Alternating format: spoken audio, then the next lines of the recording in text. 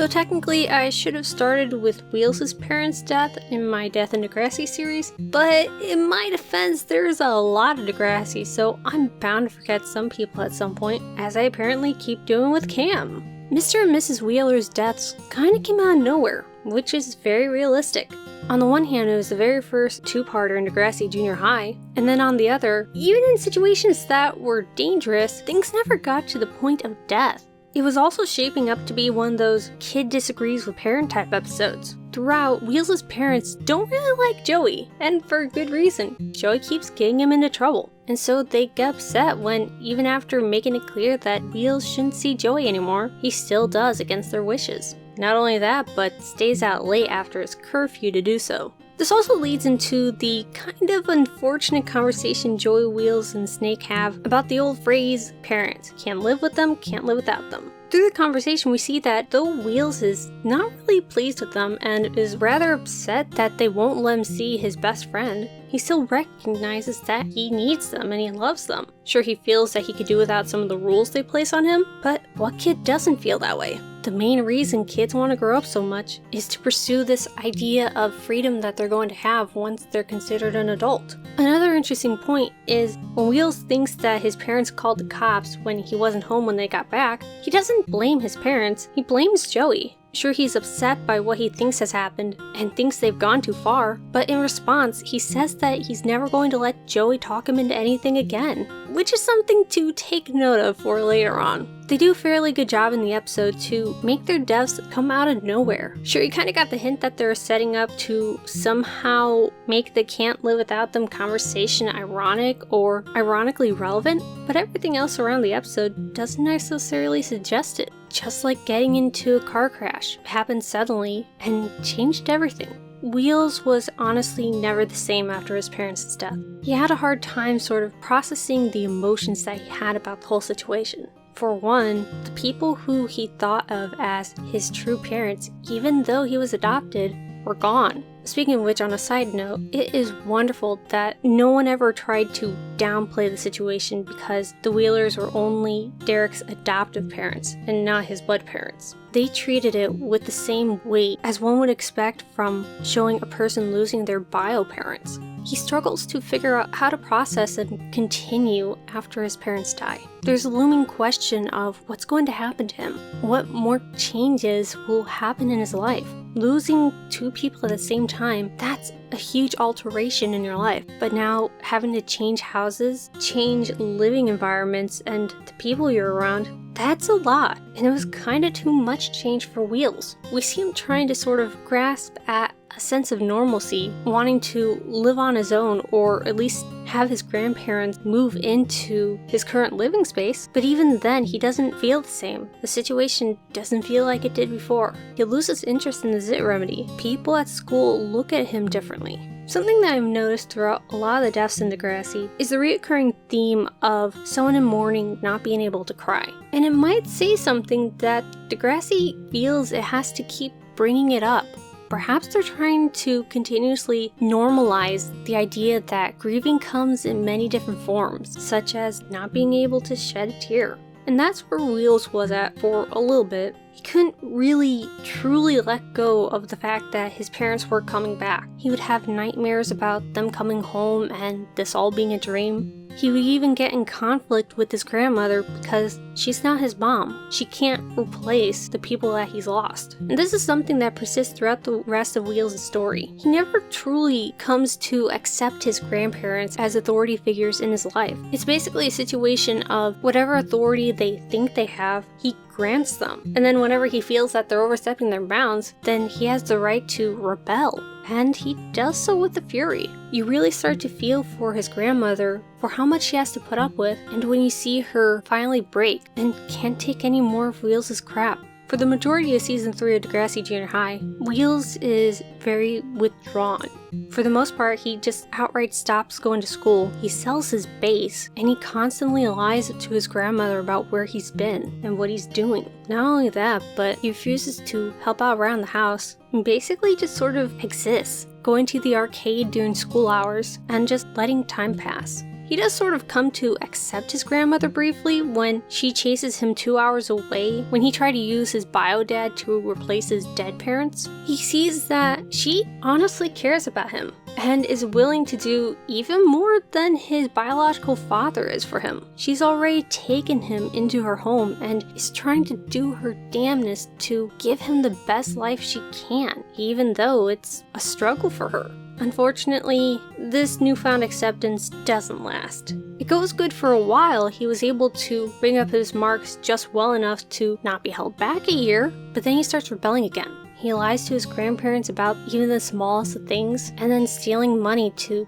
go to the arcade or do whatever he wants. It gets so bad to the point where his grandmother actually kicks him out. And of course, throughout all this, he doesn't see anything he does as necessarily being wrong, or if people think it's wrong, it's his grandmother's fault somehow, some way. He's the one with the dead parents, how can you blame him? And he basically uses that his parents are dead as an excuse for everything during this period. It's okay for him to act out because his real parents are dead and no one can actually have authority over him now, and it's everyone else who's screwing him over. Like how he reacts to Joey when he accuses Wheels of stealing from his mom, even after his family took him in after he got kicked out of his grandparents' place. It unfortunately takes a big wake-up call for Wheels to understand what exactly he'd been doing and how he'd been hurting not just his grandparents, but his friends as well. Not even Snake's parents wanted him after he got kicked out of Joey's. And it's at the point where Wheels returns the money that he stole from Joey's mom and starts trying to make amends with Snake and Joey that it at least seems that Wheels finally might have noticed what he'd been doing to other people and how horrible he'd been acting. But then probably the most ironic thing happens to him. He drives drunk and kills someone. After getting into a fight with Snake during the School's Out movie, he and Lucy take a drive to try to calm down, but Wheels had been drinking, and he continued drinking even as he was going to the car. It's surreal to see him in the exact situation that ruined his life just a few years ago. It also hurts because in the second to last episode of season 3 of Degrassi Junior High, Wheels rejected drinking beer because his parents were killed by a drunk person, and now here he is in the exact situation that killed his parents. While Wheels' story is super interesting, it'd be remiss of me not to mention the effect that this storyline has had on the other characters. Once more, the question of where do we go from here comes up.